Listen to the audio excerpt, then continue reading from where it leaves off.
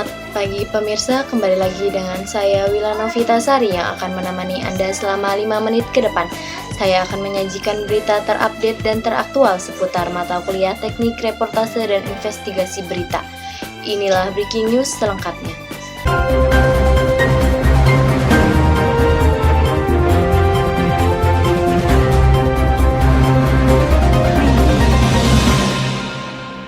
Baiklah, kita awali pagi ini dengan membahas materi tentang sejarah dan tahap-tahap jurnalisme investigasi.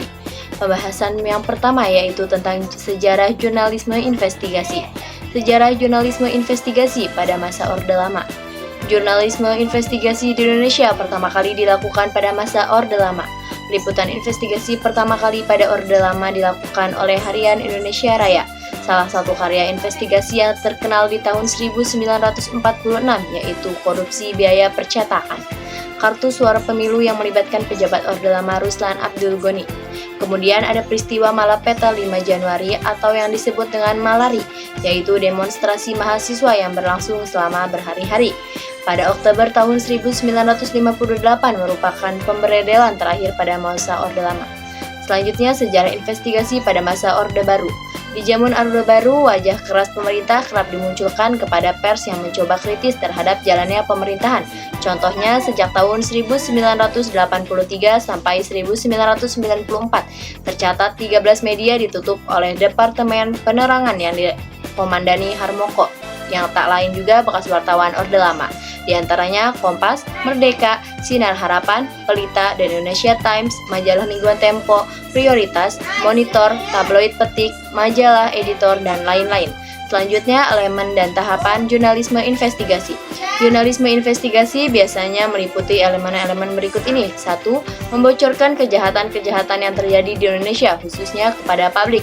2. Efek dari peristiwa tersebut adanya tempuan yang sangat panjang dan dalam area yang luas. 3. Jawaban dari pertanyaan-pertanyaan publik yang masih ngambang dalam benak mereka. 4. Menempatkan bukti-bukti pendukung yang kuat. 5.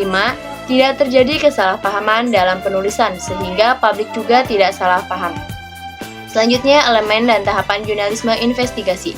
Untuk investigasi report, ada beberapa tahapan dalam menjalankannya. Yang pertama, conception, yaitu menelusuri berbagai ide. Yang kedua, feasibility study, mempersiapkan kemampuan dan peralatan yang diperlukan. 3. Go-no-go decision, yaitu mengukur hasil dari investigasi. Yang keempat, base building, yaitu mencari sumber yang kuat dalam menggali kasus. 5.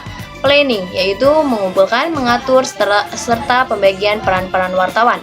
6. Original research, yaitu mengambil informasi secara tertulis menggunakan buku. 7. Revaluation, yaitu mereka ulang hasil dari penelitian. 8. Filling the gaps, yaitu menyampaikan hasil penelitian dan menutupi apa yang tidak perlu dipublish. 9. Final evaluation, yaitu mempertimbangkan sisi positif dan negatif investigasi. 10. Writing and rewriting, yaitu mempublikasikan hasil penelitian investigasi dan tetap melakukan pengawasan terhadap kesalahan-kesalahan penulisan.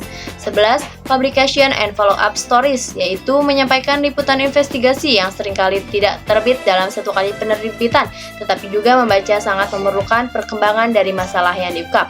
Selanjutnya, prinsip dasar jurnalisme. Dalam Pendahuluan Perilaku Penyiaran atau P3 dan Standar Program Siaran SPS yang dijelaskan bahwa lembaga penyiaran dalam menyiarkan program siaran jurnalistik wajib memperhatikan prinsip-prinsip jurnalistik dalam P3 pasal 22.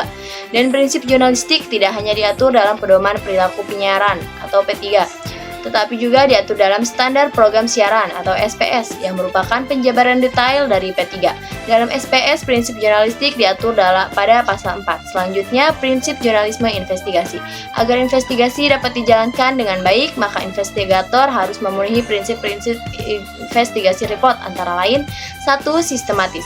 Investigasi harus dilaksanakan secara berurutan dan dengan perencanaan yang matang. Dalam antrian harus berstruktur sehingga tidak amburadul. 2. Logis. Dalam penggalian data dalam investigasi report itu harus benar-benar relevan dan tentu saja harus mampu dipertanggungjawabkan di hadapan masyarakat Indonesia. 3. Objektif. Investigasi reporting tidak boleh dilakukan dengan mementingkan suatu pihak tertentu. Yang salah tetaplah salah dan yang benar harus dibenarkan. 4. Legal. Legal berarti diakui oleh hukum, diperbolehkan oleh negara dengan syarat tetap memperhatikan batasan-batasan hukum yang mengikatnya. 5. Ilmiah. Investigasi harus dijalankan berdasarkan penelitian, proses yang panjang, tidak boleh mengada-ngada, harus benar-benar memperhatikan keadaan yang sebenar-benarnya.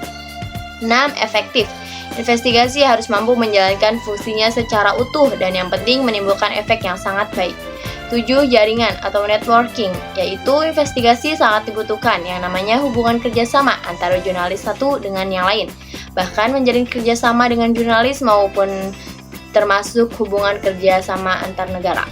Yang ke-8, kompeten. Investigasi wajib dijalankan oleh mereka yang memiliki kemampuan dari segi sumber daya manusia, keterampilan, dan pengalaman bidang masing-masing. 9. Kerahasiaan. Dalam penggalian investigasi tentu ada hal-hal yang harus dirahasiakan demi untuk menjaga privasi keluarga yang bersangkutan. Selain daripada pelaku, terutama terhadap suatu kejadian atau peristiwa. 10. Independen. Investigasi dijalankan memang karena benar-benar hasil dari galian kita sendiri, melibatkan campur tangan pihak manapun itu. Baiklah, sekian pembahasan kita tadi sekaligus menutup pertemuan kita pada pagi hari ini. Saya Wilana Vitasari pamit undur diri. Sekian, terima kasih dan sampai jumpa kembali.